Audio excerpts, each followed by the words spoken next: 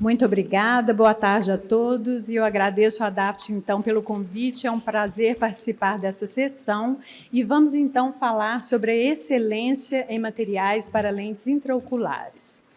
Vale a pena lembrar, então, que os materiais utilizados atualmente para a fabricação de lentes intraoculares são, em geral, divididos em lentes acrílicas e em silicone.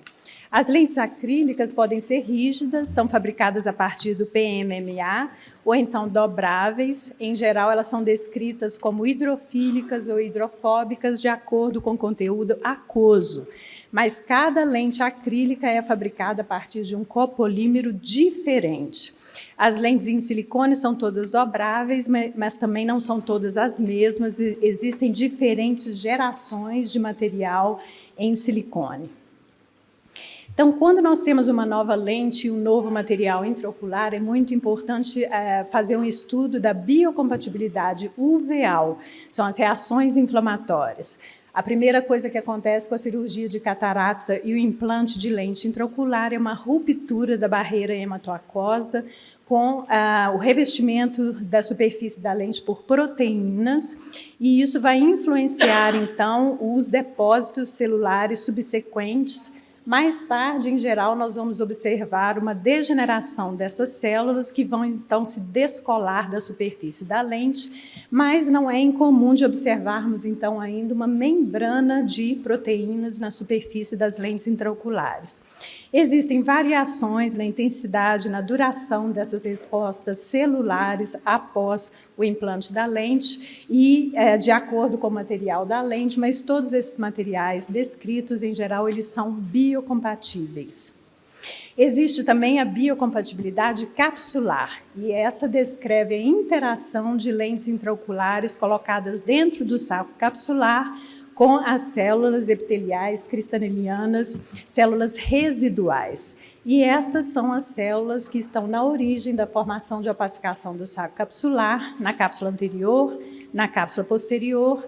Se temos duas lentes dentro do saco capsular, existe também uma proliferação que pode ocorrer no espaço interlenticular. Então, de acordo com os estándares internacionais, quando nós temos uma nova lente, um novo material, nós temos que implantar essa lente em olhos de coelho por pelo menos 3 meses.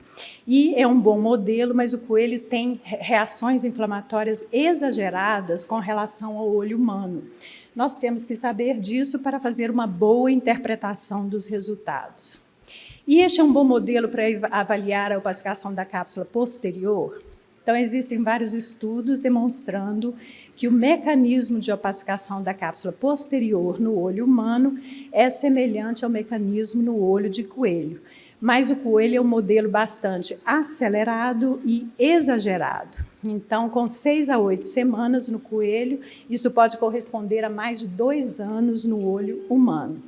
Então, vocês veem aqui um olho de cadáver humano, existe uma opacificação da cápsula posterior na junção com a alça, e nós podemos observar esse mesmo aspecto em olhos de coelho com apenas 2 meses.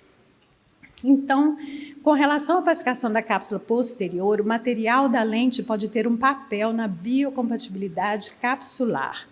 E o Dr. Linola, ele descreveu uma teoria que se chama teoria do sanduíche. De acordo com essa teoria, uma lente intraocular com uma superfície bioadesiva só vai permitir o crescimento de uma camada única de células epiteliais cristalinianas que vão se aderir à cápsula e à superfície da lente, e isso vai prevenir uma maior proliferação celular. E eu tive o prazer de trabalhar com o Dr. Linola nesses estudos, demonstrando que essa lente hidrofóbica acrílica, que tem uma propriedade bioadesiva, tem uma melhor prevenção da opacificação da cápsula posterior.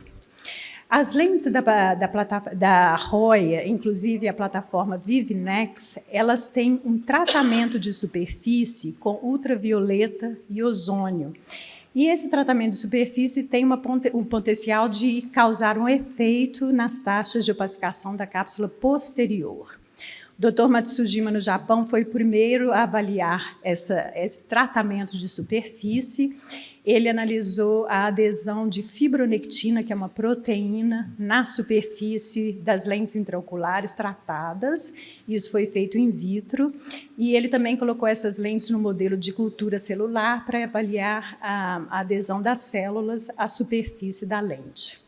Depois, ele implantou essas lentes tratadas em olhos de coelho e seguiu por 2 semanas com depois avaliação histopatológica. Então, nos resultados dele, ele demonstrou que esse tratamento de superfície proporciona uma maior adesão de fibronectina na superfície da lente intraocular e também uma maior adesão de células a partir do modelo de cultura celular na superfície da lente, e tudo isso leva a uma melhor prevenção da opacificação da cápsula posterior, porque a lente vai ficar mais aderida à cápsula. Ele mostrou esse desenho que, basicamente, é o mesmo da teoria do sanduíche do Dr. Linola. Existe apenas uma camada única de células epiteliais cristalinianas entre a lente e a cápsula, e a adesão de tudo isso é mediada pela fibronectina. Nós tivemos a oportunidade de fazer um estudo pré-clínico com essas lentes da plataforma Vivinex, com esse tratamento de superfície, e comparamos com a mesma lente, mas sem o tratamento, e isso em olhos de coelho. Então, a lente tratada foi implantada no olho direito, a lente controle não tratada no olho esquerdo, 10 coelhos, foram seguidos durante 6 semanas. Na 4ª semana, nós realizamos uma capsulotomia posterior ao IAG, apenas para ver se a técnica de capsulotomia posterior teria que ser modificada. Depois, no final do estudo, nós obtivemos os olhos para uma análise histopatológica completa. Então, nós pudemos observar que realmente com as lentes tratadas havia uma melhor prevenção da opacificação da cápsula posterior, porque a cápsula vai se aderir à lente mais imediatamente, mas mesmo assim a técnica de capsulotomia posterior, se for necessário realizá-la, ela não precisa ser modificada. Então, vocês veem 2 olhos aqui, os 2 olhos do mesmo coelho, e o olho esquerdo tem a lente controle, a lente não tratada, e a opacificação da cápsula posterior, ela é bem mais abundante. Aqui vocês veem os cortes histopatológicos, e no olho direito, então, a lente está aderida ao saco capsular, não existe opacificação da cápsula posterior, mas no outro olho, a lente, então, não está aderida ao saco capsular, e aí esse material do anel de Sommering vai se proliferar sobre a cápsula posterior, então, com opacificação dessa estrutura. Então, em conclusão, o tratamento da superfície posterior dessas lentes com esse tratamento de superfície com ultravioleta e ozônio ajuda na prevenção da opacificação da cápsula posterior, porque aumenta a adesão entre a cápsula e a lente, mas a biocompatibilidade uveal ela é mantida e, se for necessário realizar o IAG laser, a técnica não precisa ser modificada. Isso foi confirmado nesse estudo do Reino Unido. Eles utilizam cultura celular com uma cápsula artificial. Os resultados foram melhores para a Vivinex em termos de prevenção da opacificação da cápsula posterior. Este é um estudo clínico da Áustria, comparando a Vivinex com a Crisof. Os resultados foram mais favoráveis à Vivinex. E, mais recentemente, o mesmo grupo apresentou, então, esse trabalho comparando a Vivinex com a Clarion e prevenção da opacificação da cápsula posterior, mais favorável à Vivinex. É claro que é o bordo quadrado da lente que exerce o fator mais importante na prevenção da opacificação da cápsula posterior. Eu fiz vários estudos sobre isso e trabalhei com a Roya muitos anos para melhorar o bordo quadrado das lentes dessa companhia. Então, vocês vão vendo que essa área vermelha, que é a área que se desvia do quadrado perfeito, ela vai diminuindo. E uma coisa muito importante é a claridade óptica, que tem que ser mantida a longo prazo. Então, coisas como haze, subsurface nanoglistenings, glistenings, pode aumentar a dispersão luminosa e causar problemas visuais. Eu fiz um estudo comparando várias lentes hidrofóbicas acrílicas, avaliando haze, subsurface nanoglicenins e glicenins. Isso foram estudos in vitro. E aqui vocês veem, então, as lentes estão dentro de um olho esquemático, esse é um estudo in vitro, e medimos, então, o haze a partir de uma fotografia à lâmpada de fenda.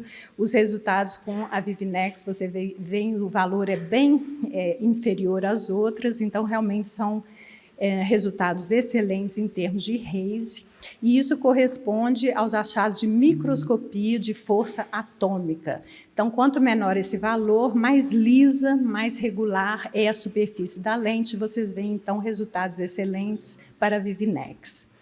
Então, os subsurface nanoglicenins são essas moléculas de água na subsuperfície da lente. Os glicenins são os microváculos dentro da lente, eles são bem maiores. Os subsurface nanoglicenins pode dar um aspecto de opacificação à lente intraocular.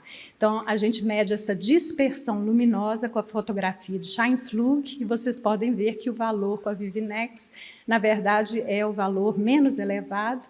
Então, resultados excelentes, e resultados excelentes quando medimos essa dispersão luminosa na superfície, mas também quando medimos essa dispersão luminosa dentro da óptica da lente.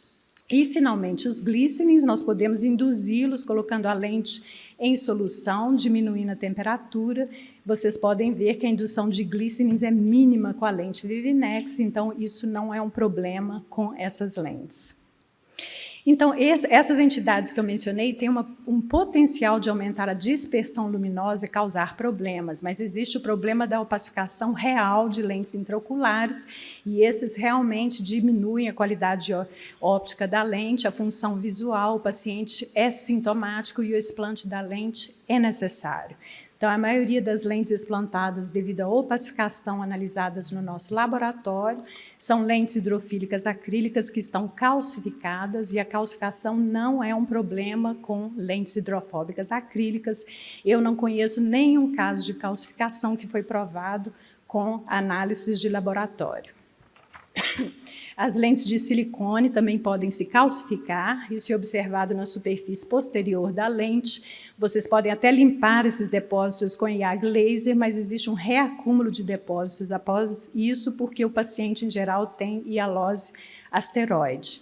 Então, observamos aqui os picos de cálcio e de fosfato, correspondendo, então, à calcificação da superfície posterior da lente. E as lentes em PMA poderiam sofrer esse problema de opacificação, que é chamado de degeneração em snowflake. Em geral, isso era observado com lentes mais antigas, fabricadas nos anos 80 e 90. Não observamos tanto isso com lentes de PMA modernas, mas realmente isso é clinicamente significativo. Então, com todas essas formas de opacificação real da lente, calcificação, degeneração em snowflake, existe um grande aumento da dispersão luminosa medida com a Scheinpflug, grande aumento da dispersão luminosa que chega até a retina e causa sintomas, e uma grande diminuição da qualidade óptica da lente. Como vocês podem ver aqui, nós medimos o Modulation Transfer Function e está realmente diminuído. Então, nesses casos, existe uma sintomatologia e o paciente tem que ser explantado. Então, quando nós falamos em excelência em materiais para lentes intraoculares, nós temos que considerar a biocompatibilidade uveal, nós temos que considerar que o material pode ter um papel na biocompatibilidade capsular, e nós temos que considerar a claridade óptica, que tem que ser mantida, então, a longo prazo. Mais uma vez, eu agradeço o convite. Muito obrigada pela sua atenção. Parabéns pela linda palestra, Eliana. Se quiser sentar aqui conosco para a gente poder discutir um pouquinho. Uma coisa é você falar, né, acreditar no que o doutor Hamilton fala, olha, essa lente tem menor opacidade da cápsula. Outra é trazer uma cientista e demonstrar, através de evidências científicas, que realmente existe uma opacidade menor com uma determinada lente, que no caso é essa lente da Roya. Lina, antes de falar para vocês como que nós dividimos aqui, o Porfírio é fã da doutora Liliana, e ele quer comentar alguma coisa eu falei assim, ele e a torcida do Corinthians, né, porque todo mundo é fã dela. Mas aonde, especificamente, seria importante a gente evitar a opacidade da cápsula posterior? Qual tipo de paciente se beneficia muito mais dessa tecnologia, Liliana? Eu acho que... Está funcionando? Tá. Eu acho que no futuro nós temos que pensar na tecnologia, né? Hoje em dia tem essas lentes com a óptica bem avançada, então qualquer opacificação da cápsula realmente afeta a qualidade visual desses pacientes. Mas no futuro a gente está pensando no desenvolvimento de lentes acomodativas e ainda considerado o que eles falam Holy Grail, porque são lentes monofocais, né? Mas que imitam a acomodação natural do olho, mas se o saco capsular realmente se fibrosar e se opacificar, então os resultados iniciais podem ser perdidos. Então, esse tipo de pesquisa ainda é muito relevante. Bom, boa tarde a todos. Bom, primeiro, não tem nenhuma pergunta, é só uma reafirmação. Realmente eu sou fã da Liliana. Talvez ela não lembre, mas em Kyoto foi a primeira pessoa que me falou, não sei se foi aula ou comunicação pessoal, sobre a plataforma Vivinex. A partir daí a gente começou a ficar fã da Vivinex, não só pelo fato de ser um acrílico hidrofóbico, hoje em dia a gente tem preferência pelo acrílico hidrofóbico, também pelo que ela mostrou, né, da transparência, da claridade da lente com os trabalhos dela, um índice muito, muito baixo de opacidade de cápsula posterior. Em 2023, em Viena, a gente foi naquele Museu Albertina, se não me engano, minha namorada começou a usar, eu falei, a Liliana falou que a Vivinex é uma plataforma excelente, e hoje em dia, já faz um ano, mais ou menos, ela está com 140, 150 olhos, com a Vivinex. Realmente, a gente comprovou na prática isso que a Liliana mostrou nos trabalhos com animais. Primeiro, índice muito baixo de opacidade de cápsula, lente muito transparente, a estabilidade rotacional muito boa, porque ela gruda mesmo, né, para lentes tóricas, estabilidade refracional. O trabalho do Stephen Lane também mostrou que a Vivinex sempre fica na mesma posição, se é um olho de 9 milímetros, se é um olho de 11 milímetros. Se você tem uma fibrose do saco capsular ao longo do tempo, não só previsibilidade refracional, mas estabilidade refracional, ela continua plana ao longo do tempo. Então, é só reafirmar o que ela falou, que na prática a gente observa o que a Liliana Werner nos mostrou nos trabalhos dela, que a plataforma Vivinex é campeã por esses detalhes que ela acabou de citar aí nos trabalhos dela. Os últimos comentários, Liliana. Quer fazer os últimos comentários? Não só ressaltar realmente a importância, então, exatamente o que o doutor Hamilton falou. Nós temos que ir atrás da ciência para provar as coisas, não pode ser só baseado no que eu acho, no meu gut feeling, como os americanos falam. Nós temos que fazer estudos bem controlados, com um grupo controle, e realmente chegarmos às conclusões apropriadas. Então, a ciência é ainda muito relevante. Liliana, eu sei o que é microscopia especular eletrônica, até já trabalhei com isso e tal. O que é microscopia atômica, que é fantástica, aquelas fotografias que você trouxe, por favor. Sim, com essa está funcionando, né? Com essa técnica de microscopia de força atômica, nós vamos medir, então, a rugosidade da superfície da lente intraocular. Então, qualquer coisa, qualquer irregularidade vai ser observada, a magnificação é enorme. E essas pequenas rugosidades, elas podem estar associadas a haze, que é uma pequena opacidade que pode ser observada na lâmpada de fenda, principalmente quando a gente faz o exame com a luz vindo de lado. Então, quando você quer medir a rugosidade ou então a regularidade da superfície da lente intraocular, essa é a técnica que você utiliza. E esse estudo que a gente fez foi muito interessante, porque foi feito microscopia de força atômica, mas no estado hidratado. Porque quando você compara esses materiais no estado desidratado e no estado hidratado, isso muda. Então, é muito importante ter um aparelho que possa fazer essa análise com a lente completamente hidratada, que é o estado final dentro do olho. Uma coisa que é legal também, o injetor da Roya é muito legal. Muito certo, você pode empurrar ou você pode rosquear.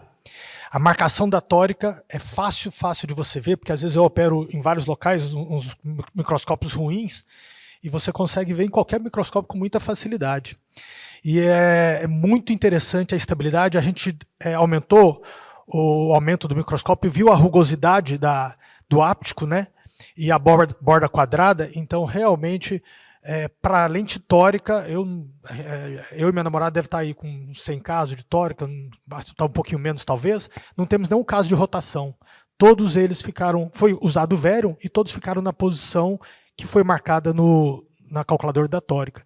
Então, é muito interessante essa lente intraocular da Roya.